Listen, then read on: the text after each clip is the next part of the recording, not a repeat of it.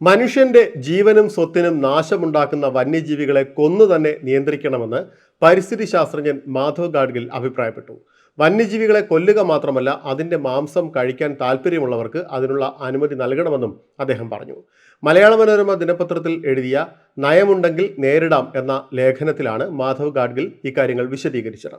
കേരളത്തിലെ വന്യജീവി പ്രശ്നത്തിന് സർക്കാർ ഉടനടി ചെയ്യേണ്ടത് കാട്ടുപന്നി, മുള്ളൻപന്നി, മാൻ തുടങ്ങി കൃഷി നശിപ്പിക്കുന്ന ജീവികളെ വെടിവെച്ച് കൊല്ലാനുള്ള പൂർണ്ണ അനുമതി കർഷകർക്ക് നൽകുകയാണെന്നും മനുഷ്യനെ കൊല്ലുന്ന ആന, കടുവ, കാട്ടുപോത്ത് എന്നിവയെ 24 മണിക്കൂറിനുള്ളിൽ വെടിവെക്കാനുള്ള ഉത്തരവ് സർക്കാർ നൽകണം എന്നും മാധവ് ഗാഡ്ഗിൽ വിശദീകരിച്ചു. പരിഷ്കൃത രാജ്യങ്ങളിലെല്ലാം ഇത്തരം രീതികളുണ്ടെങ്കിലും ഇന്ത്യയിൽ അതിന് തടസ്സമാകുന്നത് ഭരണഘടനാ വിരുദ്ധമായ 1972 വന്യജീവി സംരക്ഷണ നിയമമാണെന്നും അത് പിൻവലിച്ചേ തീരൂ എന്നും അദ്ദേഹം ആവശ്യപ്പെട്ടു. നേരത്തെ മാതൃഭൂമി ദിനപത്രത്തിൽ മാധവ് ഗാഡ്ഗിൽ, വിനോദ് പയ്യട എന്നിവർ ചേർന്ന് എഴുതിയ ലേഖനത്തിലും ഇക്കാര്യങ്ങൾ അദ്ദേഹം വിശദീകരിച്ചിരുന്നു. കാടിറങ്ങി വരുന്ന ആനകളെയും കടുവകളെയും നേരിടുന്നതിനായി വെടിവെച്ച് കൊല്ലുകയോ പരിക്കേൽപ്പിക്കുകയോ ചെയ്യാൻ വനം വകുപ്പ് തയ്യാറാകണമെന്നും മൃഗങ്ങളെ വെടിവെക്കാൻ അനുമതിയുള്ള വന്യജീവി സംരക്ഷണ നിയമത്തിലെ വകുപ്പ് പ്രയോഗിക്കുന്നതിന് വനം വകുപ്പ് ഇനിയും മടിക്കരുത് എന്നും അദ്ദേഹം പറഞ്ഞു.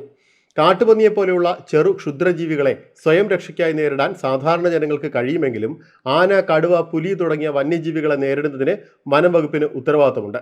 വന്യജീവി സംരക്ഷണ നിയമത്തിലെ 11(2) വകുപ്പ്, അതായത് വെടിവെച്ചു കൊല്ലുകയോ പരിക്കേൽപ്പിക്കുകയോ ചെയ്യുക, ഈ വകുപ്പ് കൂടി പ്രയോഗിക്കാൻ വനം വകുപ്പിന് അതിൻ്റെ ബ്യൂറോക്രാറ്റിക് സംവിധാനം കാരണം കഴിയുന്നില്ല.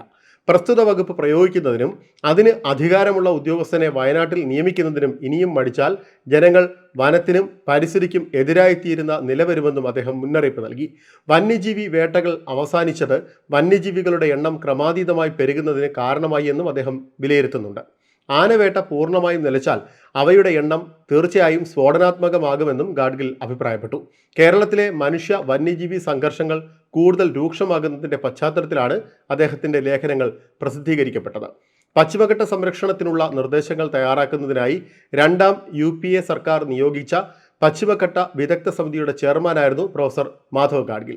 2011 കമ്മീഷൻ സമർപ്പിച്ച റിപ്പോർട്ടിലെ ശുപാർശകൾക്കെതിരെ വലിയ രീതിയിലുള്ള പ്രക്ഷോഭങ്ങളാണ് പശ്ചിമഘട്ട മേഖലകളിലെ ജനവാസ പ്രദേശങ്ങളിൽ നടന്നിരുന്നത്.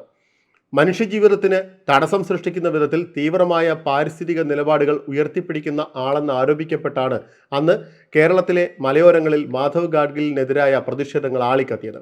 അതേ മാധവ് ഗാഡ്ഗിൽ തന്നെയാണ് സാമ്പ്രദായിക പരിസ്ഥിതിവാദികളുടെ നിലപാടുകൾക്ക് നേർവിപരീതമായ വിധത്തിൽ വന്യമേഖലയിലെ പ്രശ്നങ്ങൾക്കുള്ള പരിഹാരങ്ങൾ ഇപ്പോൾ നിർദ്ദേശിച്ചിരിക്കുന്നതെന്നതാണ് കൗതുകകരം.